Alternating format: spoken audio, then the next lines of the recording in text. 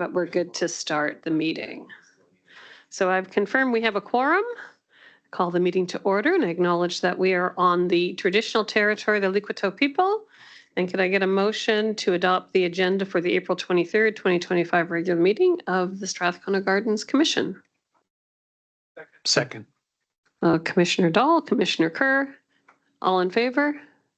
Any opposed? That's carried.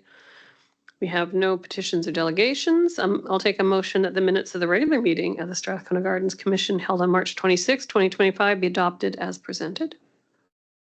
So moved. That's Commissioner Kerr, Commissioner Grunrund. All in favor? Any opposed? That's carried. Is there any business arising from those minutes? I don't see any public considerations scheduled. So we have our staff report starting. We've got the KPIs. So do we prefer the motion first? So make a motion that the report from the CEO be received. Second. Who was the first on that? Okay. Commissioner Kerr, Commissioner Rice. All right, I think Robin and his crew have a presentation for the commission. Thank you through the CAO to the chair and the commissioners. Good morning and thank you for the opportunity to share our 2024 annual review. It's been a year of meaningful progress shaped by collaboration, creativity, and a deep commitment to enhancing the well-being of our community. Sorry. One way that we have done that is through community engagement. This year, we proudly supported the Campbell River Downtown Business Improvement Association by participating in the annual Big Truck Parade. It was an opportunity for us to show the community or show off our SRD bus. This year was a tremendous success, thanks in part to the collaboration with the corporate office. It served as a fantastic marketing opportunity to let the community know that we're still open. We had a giant banner on the side of the bus throughout the Big Truck Parade, and we've displayed that banner on the fencing in front of the facility right now. Once again, we partnered with the City of Campbell River Recreation Department to co-host the Free Family New Year's event. This event is generously sponsored by Mary and Jens Rolinski of McDonald's. An exciting part about this event that it brings people to the facility that we don't normally see throughout the year. We had many activities along with swimming and skating. There was face painting, music, carnival games, prize giveaways, and it's just a great atmosphere for people to enjoy a really fun family event. And then our partnership with the School District 72, it continues to thrive. We scheduled regular class visits for swimming and skating and have expanded our skating school bus program, offering school pickup to better support busy families and promote physical activity. For many years, our fitness team under Deb's leadership has been involved with the First Open Heart Society's Walk for Hearts, supporting their walk by leading a stretch and marketing the program. And that partnership came to fruition at the end of 2024, where they donated $5,000 for our Take Heart program in order to support low-income individuals in accessing that program. We worked together with the Life Saving Society during Drowning Prevention Week, and our marketing coordinator actually won the award for promotions with the Life Saving Society and presenting water smart messages. And because of that awareness, we expect that they will be sending a water smart team to the Strathcona Regional District in July as part of National Drowning Prevention Week. Our community continues to benefit from the strong partnerships that we built, particularly with local businesses that help extend our reach and deliver even greater value to Campbell River and the residents of Area D.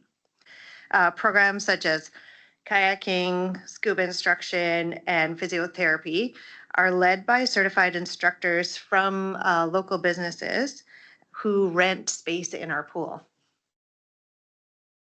To continue on, that we remain committed to providing opportunities for local businesses to utilize and benefit from our facility.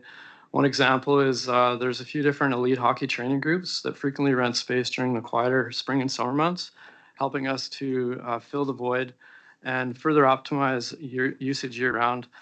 And then another thing that we're proud to collaborate on with is Tanis Ross Photography and Window Art. You can see some of her art on the window. She comes to the facility during the holidays, does an amazing job painting our windows through the Christmas holidays. She also, her photography company, she takes all the photographs of all our programming, which we use in all our advertising in our rec guides throughout the year. And another thing that Tanis does for us too, she'll be doing it again this July, is you may have seen how the leisure ice is elaborately painted, our smaller sheet of ice. And then just for business opportunities, Mary and Jens Rolinski of the Grimison Restaurant Company, we've offered them some advertising space in our arenas. And we have a poster that we hang up in the lobby during their sponsored events. They've stepped up to the plate the last 2 family days when the BC government funding did not come through. So they've been a key part of our facility and making sure that, you know, we can stay open for certain family day events. So they've been a great ally with us. And then just sponsored swim during the year, Campbell River Literacy Now and QP 723. Businesses can sponsor our public swims and skates at any Saturday or Sunday throughout the year. And then we advertise and publish in our fall guide the opportunity for businesses to sponsor free skates and events on our North Pole themed ice for every weekend in December. Our sponsored events are advertised throughout the facility, and we partner with businesses on social media by sharing their posts, advertisements for the event. We offer a reduced rate for sponsorships by nonprofit organizations like Campbell River Literacy Now. And then just the North Island Adventure Show, you know, we support tourism and outdoor adventure through businesses through the North Island Adventure Show. It provides businesses with the opportunity to sponsor our show, donate giveaways, and purchase exhibitor space. In the months leading up to the show, sponsors get digital advertising in a number of major media outlets, the Campbell River Mirror, billboards, radio, and throughout our printed and digital media. And then just to highlight some regional support, we have Quadra Island Community Center and Quadra Ferry Terminal pickups for summer camps. Quadra Island has a pioneer hockey team, the Quadra Old Growth. They do get preferential scheduled times so that they can make the last ferry home. And we have school group and pool and ice bookings, and then school board swim lessons that Quadra Island does participate in. And for Cortez, we do have school groups that come to use the pool and ice bookings. And just for Sayward, you know, we've noticed there's been with the Kelsey Center closure, you know, we're going to have increased usage, and then that school does book ice during the holidays. Gold River, we do support for swim instructor courses, and the KCFN, they book pool space 3 times a year. Since 2022, we've had about 10 contracts with them. So in addition to the support that we're providing for residents across the region, we continue to work very closely with the City of Campbell River Recreation to provide opportunities for the citizens in Campbell River and Area D.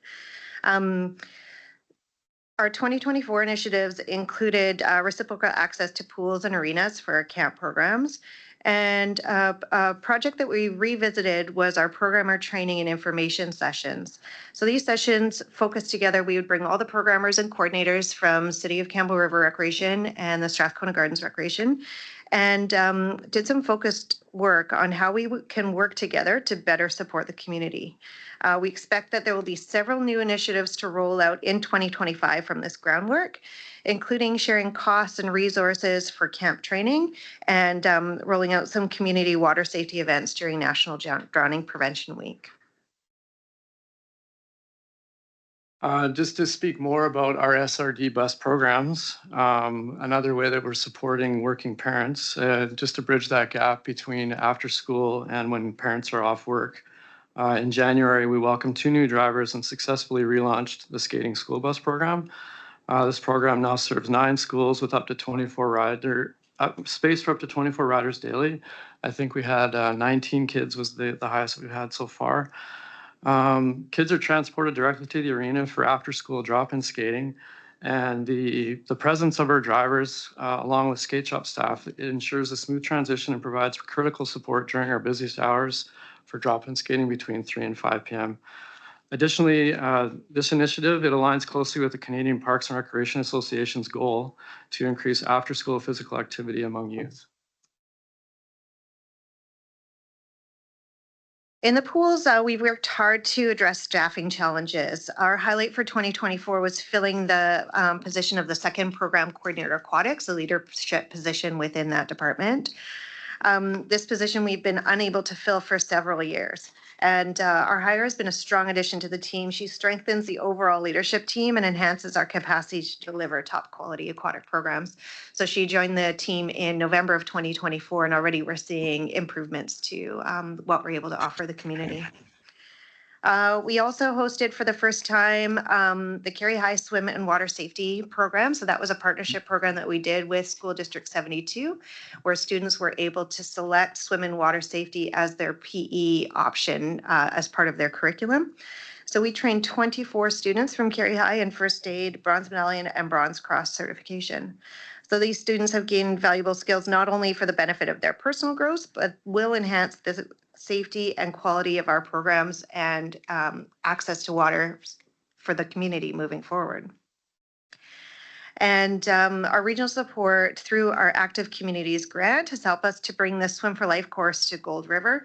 So this program was key in increasing water safety awareness and access for other areas of our region, where we were able to connect grant funding and an instructor to the community of Gold River to provide that program.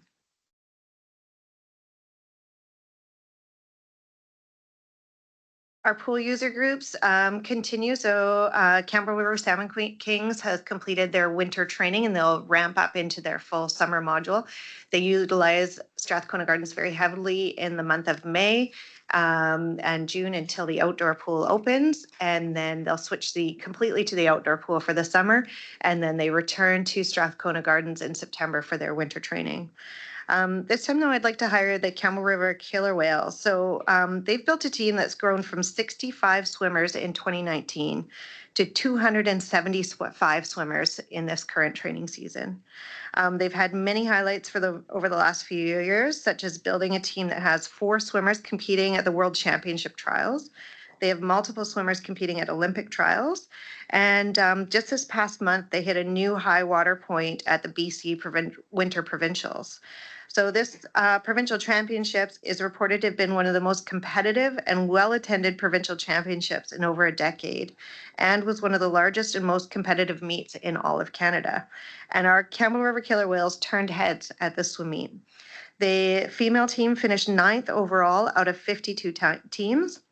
And the overall Killer Whales, men and women combined, placed 13th overall as a team, which is an amazing accomplishment, as our local team has never cracked the top 20 in provincials in club history. With the arenas and ice programming, our arena programming continues to thrive, particularly with the younger skaters aged 3 to 5. We offer programs like Ice Quest Learn to Skate, Little Rascals Hockey, Parent-Taught Skating, and Parent-Taught Hockey. And all these programs, they're consistently operating near full capacity. And this is another testament to the leisure ice that we have.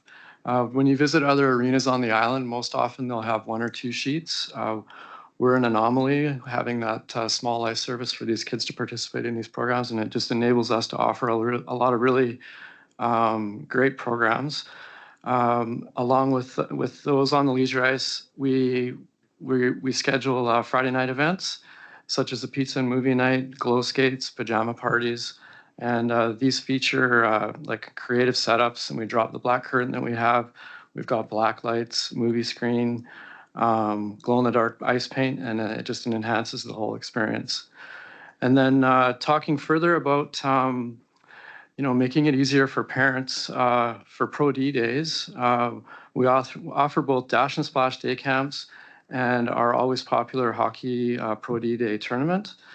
These full-day experiences, they're great opportunities for kids to come to the facility.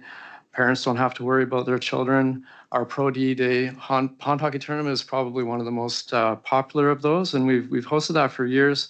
It's a tournament where we have 40 kids come to the facility. They're split into 4 teams, each get a coach for the whole day, pizza lunch, medals at the end of the day. It's a lot of fun. It's a real energetic, fun way to support active kids and working parents. And then our arena user groups, we've got 4 major ones. The Camel River Storm, you may have heard this year, they had an excellent season. They finished first in the north, and throughout their playoff run there, we were drawing close to 1,000 fans per game. So we were just super busy with that, which is great. And unfortunately, they came within 1 goal of winning the VIJHA title. They lost in overtime of Game 7 down island and at Peninsula. Camel River Minor Hockey Association, they kept the arena bustling with nearly 500 registered players this past season. Highlights for them included hosting the U13 Provincial Championships. And another highlight is they had the opportunity to send some of their local players to participate in a Canucks pregame experience, being a part of the national anthems, and then playing a mini game in between periods. The Camel River Skating Club, they had another successful year as well. They hosted the Vancouver Island Interclub competition and also competed in several other regional events. And just what's starting to gear up now is the Campbell River Ravens Lacrosse. Their association they started in the facility last week.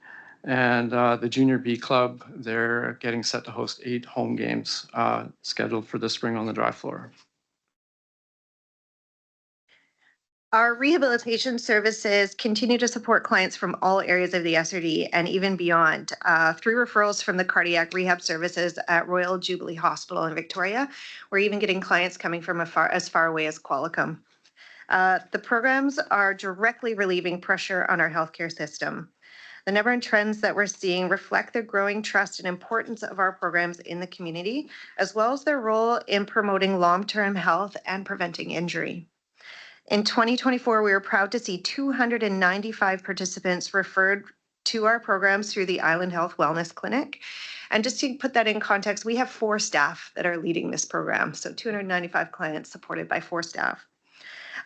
Even more impressive is the 60% return rate, showing that participants find real value in what we offer. And then once their funding is out or once their referral is complete, they return for more support. We've noticed an increase in referrals from general practitioners and the hospital's physiotherapy department. This surge is a direct result of an increased awareness and confidence in the effectiveness of our programs. Healthcare professionals are recognizing the positive impact that we're having on their participants' well-being. A key component of all our programs is balance exercises, which are designed not just for fitness, but for safety. As part of our program, participants are regularly tested on their improvements, and an indirect but really important benefit of this is a decreased likelihood of falls at home. This reinforces the broader impact our programs have on the health and quality of life beyond just the immediate goals of fitness. We're currently at 90% of our programming capacity with the current fitness staff team. So clients are referred to us through Island Health, and then they're monitored throughout that program. And through that monitoring, we're able to assess how effective is this exercise on the rest of their life. So we're seeing that 95% of our clients are maintaining or even decreasing their medication use after 14 weeks of exercise. So we might expect that the increased wear and tear on their bodies or the difficulty in getting out of their house could create an increase in medication dependence. But what we're seeing is that they're either able to maintain or they're able to decrease how many medications they're taking. And 86% of clients participating report an increase in their overall quality of life and their mental health because of the programs that they're participating in. We are seeing an 80% return rate on client registration. So outside of our Island Health programs, our clients are registering the programs for 3 or more years once they begin. We're nearly at capacity with the services that we can offer with the existing staff team and facility space. And the next step for rehabilitation services will include expanding access for those with transportation, mobility, or other barriers to receive exercise programs in their home. And this could even extend as far as some of the isolated communities in the region, sending a rehab specialist to the community to introduce a program and then supporting them remotely through that program. Just a couple things to add, just for the commission's information. The rehabilitation program has participants from all areas within the SRD. And it is very welcoming. A lot of the participants do live alone. So the rehab team, 2 to 3 times a year, they organize a potluck where these people get together and socialize a little bit. And I think that's part of the reason why we get so many people returning. You know, it's a pretty big, important piece for them. And we wanted to take a little bit of time in this session just to talk about our recreation guide and program planning. You know, we're open for business 358 days a year. I think we're going to be 359 this year because we had a request to, we have an elite hockey group from Calgary that's teamed up with an elite hockey local group, as well as they have some ex-NHLers coming from Toronto to support over the May long weekend. And they've asked us to stay open for the one stat day that we would be closed. So we are going to be open for that day to support that group. And we're happy to support any business that has that request come through. We have staff that are willing to work the stats when needed. So we do that. And then just to note, like we've continuously expanded operating days since 2022.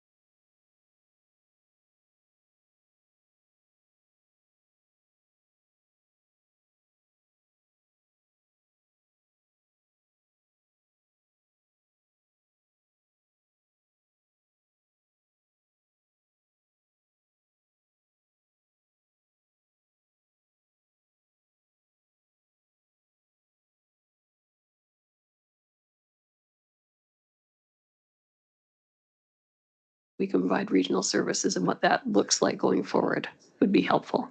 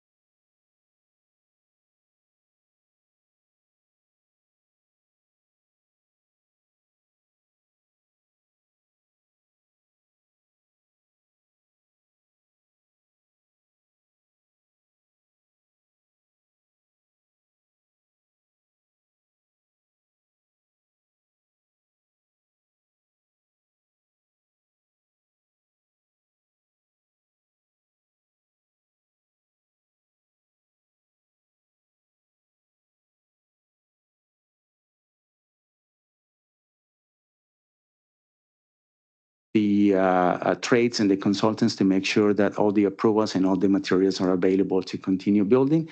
And no safety issues have been reported to date. And with this, I finalize my presentation and I welcome your questions.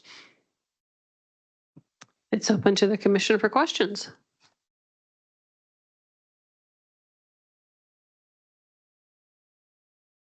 Oh, Commissioner Dahl. I'm assuming that we're on schedule or ahead of schedule with the weather that's been pretty excellent for construction. Yeah, good question. Thank you so much. So the general contractor announced a 2-week delayed schedule. This does not affect my completion date to the community. So we have a more aggressive schedule to them.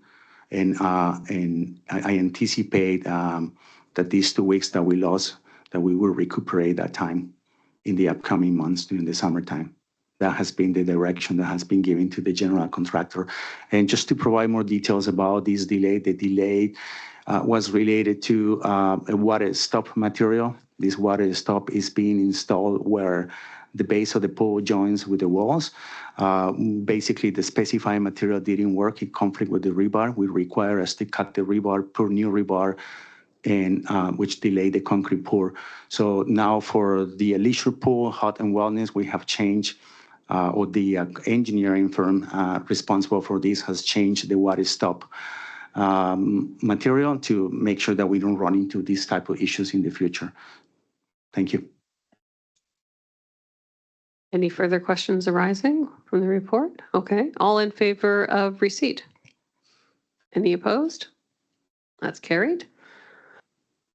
Now we're on to the Recreate Aquatic Wellness Project invoices, that the report from the CEO be received.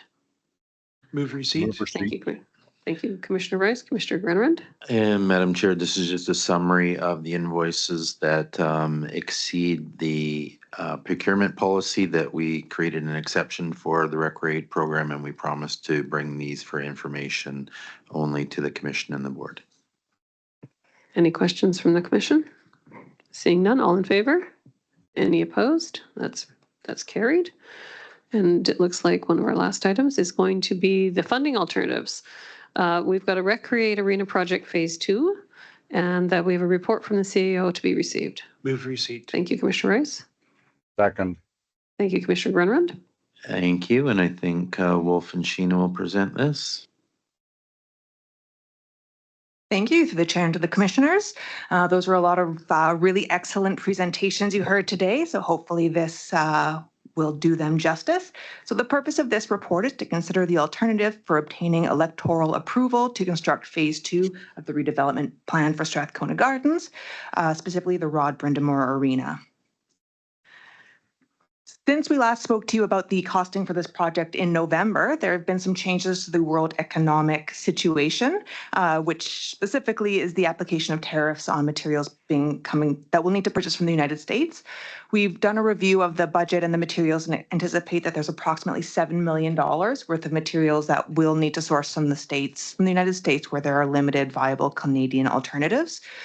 Tariffs are a very difficult thing to forecast. It's been a bit of a moving target at this point, and we don't know what's going to happen in the future. So our approach has been to apply the full 25% contingency on top of that $7 million worth of materials, as well as a little bit of additional contingency cost escalation to that, with the intent to build a healthy budget.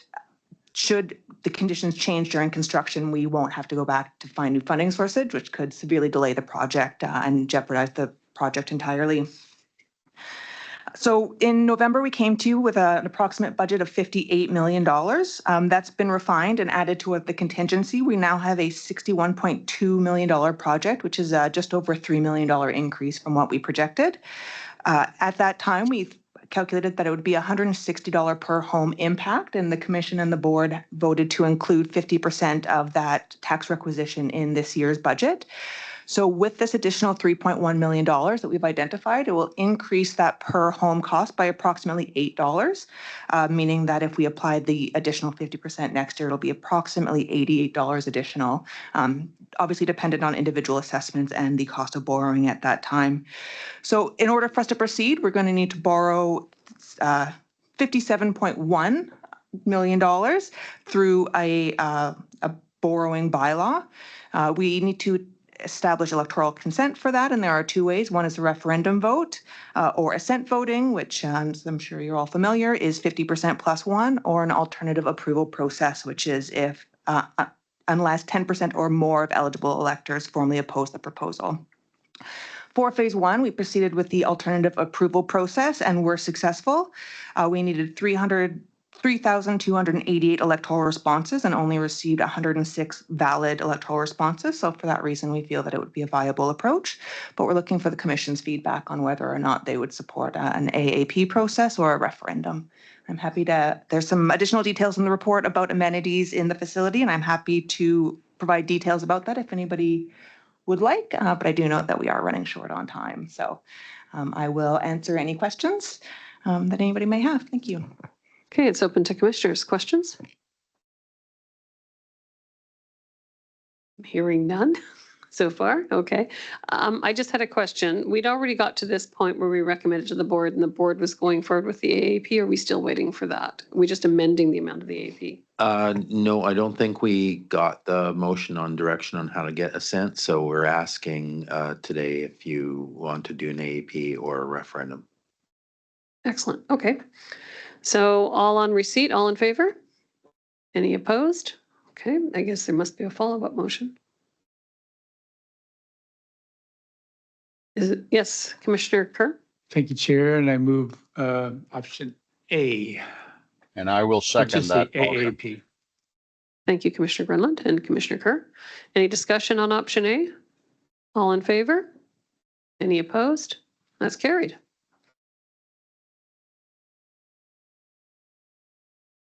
So I'll take a motion now for termination.